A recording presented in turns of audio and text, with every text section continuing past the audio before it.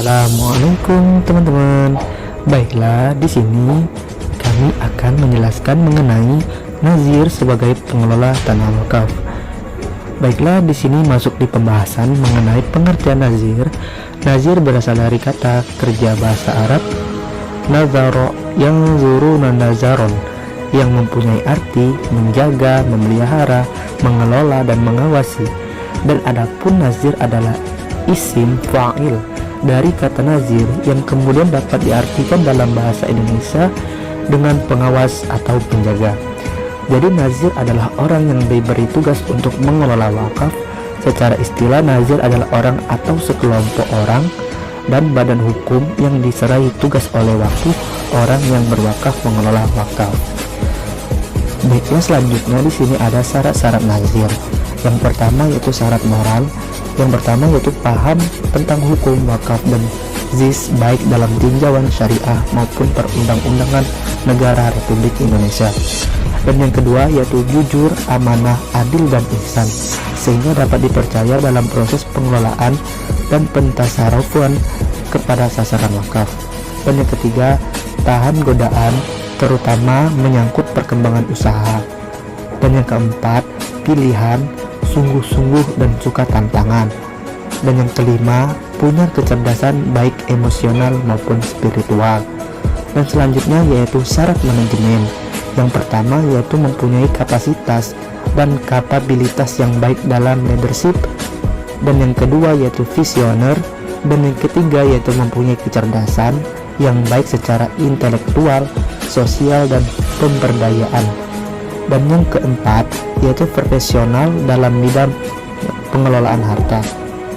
Dan selanjutnya yaitu syarat bisnis. Yang pertama yaitu mempunyai keinginan, dan yang kedua yaitu mempunyai pengalaman dan atau siap untuk dimagangkan, dan yang ketiga mempunyai ketajaman melihat peluang usaha sebagaimana layaknya manajer. Baiklah, selanjutnya yaitu kedudukan nazir dalam perspektif 4 mazhab. Yang pertama di sini nazir menurut mazhab Hanafi. Yang pertama yaitu wakif bisa mengangkat dirinya sendiri sebagai nazir jika wakif tidak menunjukkan dirinya untuk menjadi nazir atau menunjukkan orang lain. Maka yang berhak menjadi nazir adalah orang yang diberi wasiat jika ada, dan jika tidak ada, maka yang berhak menunjukkan nazir adalah hakim. Dan di sini juga ada menurut nazir menurut mazhab Maliki. Demikian, Maliki menolak wakif untuk menguasai harta wakaf yang ia wakafkan. Jika wakif menunjukkan dan mengangkat dirinya untuk menjadi nazir, hal ini seakan-akan ia mewakafkan untuk dirinya. Sedangkan golongan ini, Malikiyah, berpendapat bahwa wakif tidak boleh mengambil hasil benda yang diwakafkan. Dan juga di sini ada nazir menurut mazhab Syafi'i. Demikian, Maliki menolak wakif untuk menguasai harta wakaf yang ia wakafkan. Jika wakif menunjukkan dan mengangkat dirinya untuk menjadi nazir, hal ini seakan-akan ia mewakafkan untuk dirinya. Sedangkan golongan Malikiyah berpendapat bahwa wakif tidak boleh mengambil hasil benda yang diwakafkan. Dan di sini juga ada nazir menurut mazhab Hambali. Wakif boleh menunjukkan dirinya atau orang lain sebagai nazir ketika ia mengucapkan ikrar wakaf. Tetapi apabila wakif tidak menunjukkan nazir ketika ia mewakafkan hartanya, sedangkan wakaf itu ditunjuk untuk kepentingan umum, misalnya masjid, jembatan, dan lain-lain. Ada sengketa atas tanah wakaf. Sengketa atas tanah wakaf dapat terjadi berdasarkan banyak hal.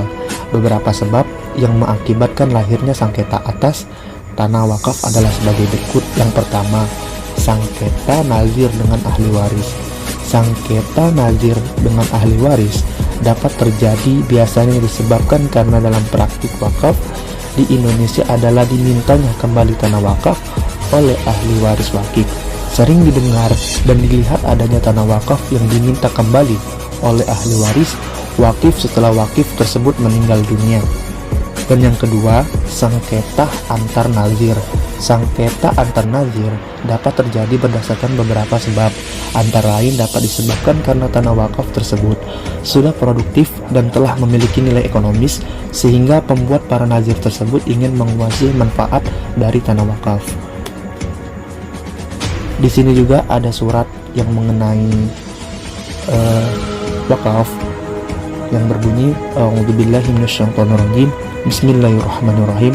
Masalul ladzina yunfiquna amwalahum fi sabilillahi kamasali habbatin antabadat sab'a sanabala fi kulli sumbalatin mimma tahabba wallahu yudha'ifu liman yasha wallahu wasi'un alim.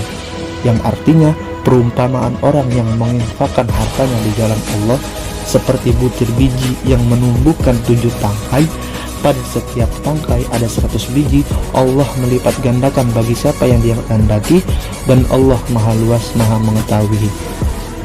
Baiklah, mungkin ini saja mungkin dari kami. Saya akhiri. Wassalamualaikum warahmatullahi wabarakatuh.